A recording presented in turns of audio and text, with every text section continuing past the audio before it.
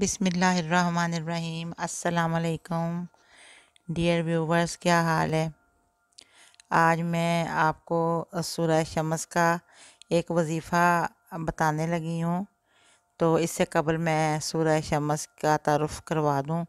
یہ مکی صورت ہے اور اس کا 1 رکوع ہے اور اس کی 15 آیات ہیں۔ تو سورۃ شمس کے متعلق ہمارے پیارے نبی صلی اللہ علیہ وسلم نے جو شخص سورہ شمس پڑھے گا اس کا اس طرح سے اس کو ثواب ہوگا کہ اس نے ہر چیز صدقہ میں دے دی ہے، یعنی کہ جو بھی اس کے پاس ہے سب کچھ صدقہ خیرات کر دیا، اتنا ثواب اس کو ہونا ہے اس کا۔ تو سورہ شمس کا یہ ہے کہ الشمس سورج کو کہتے ہیں، یعنی جب آفتاب چمک اٹھے اور بڑے پیندے والے پیالے کی طرح ہو جائے، جو شعاعیں چڑھتی ہیں تو یہی شعاعیں دھوپ کہلاتی ہیں، جن میں روشنی بھی ہوتی ہے اور گرمی بھی۔ اس صورت میں سورج اور اس روشنی کی قسم کھائی گئی ہے، اس لیے اس صورت کا نام سورہ الشمس رکھا گیا ہے۔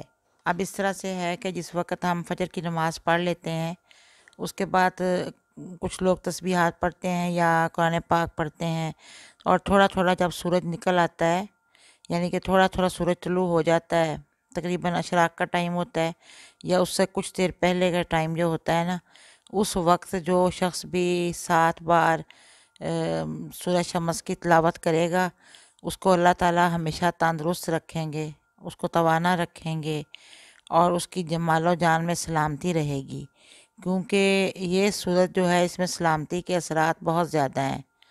7 مرتبہ پڑھ لیں سورج جب نکل آئے تھوڑا سا، تو اگر آپ نے دلی مراد پوری کرنے کے لیے اس کو پڑھنا ہے، کہ دلی مراد پوری کرنے کے لیے پڑھنا ہے، تو بھی طلوع آفتاب کے وقت ہی اس کو جو تھوڑا تھوڑا سورج نکل آئے، تھوڑی تھوڑی سورج کی روشنی پھیلی ہوئی ہو، تو تب بھی آپ 7 دفعہ اس سورۃ شمس پڑھ کے تو دعا کر لیں، تو آپ کی دلی مراد پوری ہوگی انشاءاللہ۔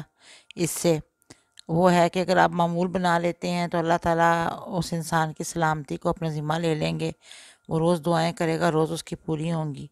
لیکن اگر کسی نے اس طرح سے پڑھنا ہے کہ کچھ تھوڑے سے کام کے لیے پڑھنا ہے، تو بے شک پھر وہ 7 دفعہ پڑھ لے اور پڑھ کے اپنے لیے دعا کر لے۔ دونوں صورتیں ہیں کہ اللہ تعالیٰ اگر پڑھنے کی توفیق دے دے مستقل، اور جان و مال کی سلامتی بھی اس سے ہوگی، دعائیں بھی پوری ہوں گی۔ یہ سورۃ شمس ایک ایسی صورت ہے۔ تو یہ اس کا آج کا وظیفہ تھا۔